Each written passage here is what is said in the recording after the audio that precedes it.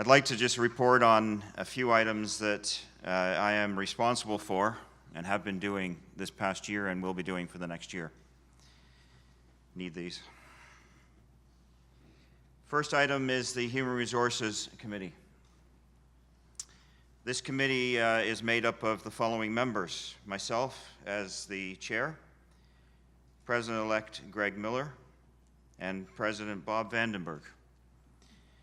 And our main responsibility is to evaluate the performance of the CEO and agree on annual performance targets.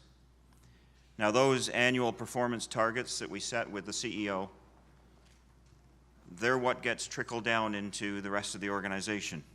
And every year, each of the boards take on a list of responsibilities that will feed into those priorities that we've set for the year. Of course, David Thompson, our CEO, keeps the HR committee informed on staffing issues as required. It's our job to manage him. It's his job to manage the staff.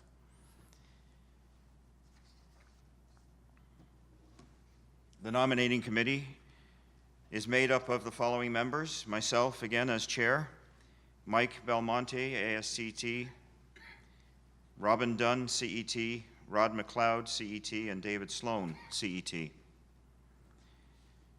And the committee tasks that we've completed this past year was we did a complete review of the terms of reference for the committee, and that is required in the bylaw along with the bylaw review.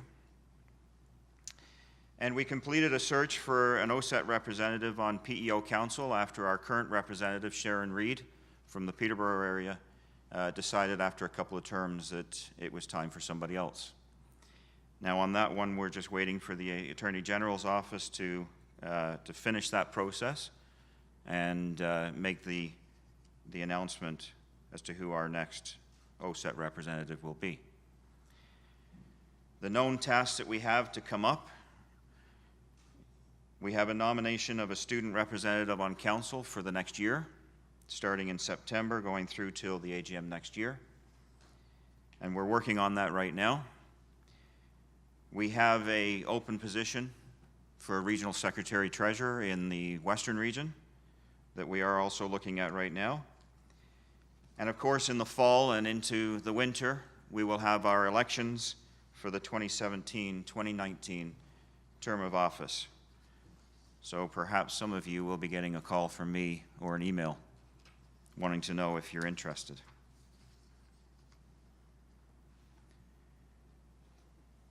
The Bylaw Review Committee has already been mentioned. In our bylaw, it is a requirement that every 5 years we review the bylaw to make sure that we're current. And I'll have more to say on this tomorrow at the AGM. The committee members are myself as chair, Laurie Cornwall, who is the public representative on the council, Bruce Elliott, who is the AIDO councillor for Northern Region, David Saunders, who is a past president, Sean Wessel, who is the PASB councillor for Eastern Region, Hilary Tidaldi, and Debbie Morocco, who are staff.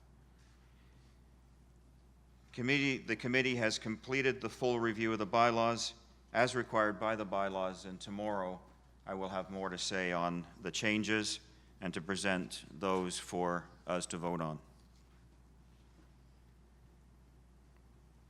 One of the other areas that I've been privileged to work in is international outreach. In March, I was able to join some friends of ours in BC with the ASTT BC.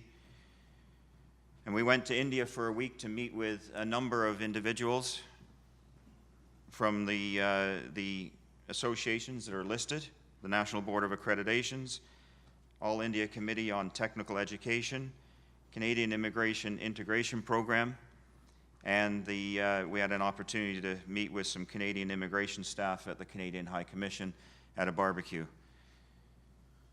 Certainly an outreach that is very important to us, as a number of our internationally trained professionals come from this area of the world. What I didn't expect when I landed we got invited at the end of the week, and I was the only one that was going to be there for, so I took the opportunity to go to a World Summit on Accreditation, where the theme was quality assurance through outcome-based accreditation. Very worthwhile day spent there, and it was a nice surprise to stand up at the first break and have the person in front of me turn around, and he was the past chair of the International Engineering Alliance, who look after a number of accords and agreements for mobility globally for members such as ours. We're not on signed onto the accords, but it was a good opportunity for us to meet with them, understand the requirements, and understand how the Canadian group, TPC, could start to liaise with them and get involved. One thing that's not on the slide that I will add is that I'm spending a little bit more time in the UK again, and in the next couple of months I'll have an opportunity to meet with a number of individuals from a number of the institutions there. They have a lot of them, but I'll be going to a couple of events that's put on by the Institute of Mechanical Engineers and other groups to talk to them about some similarities that we have and how we can work together.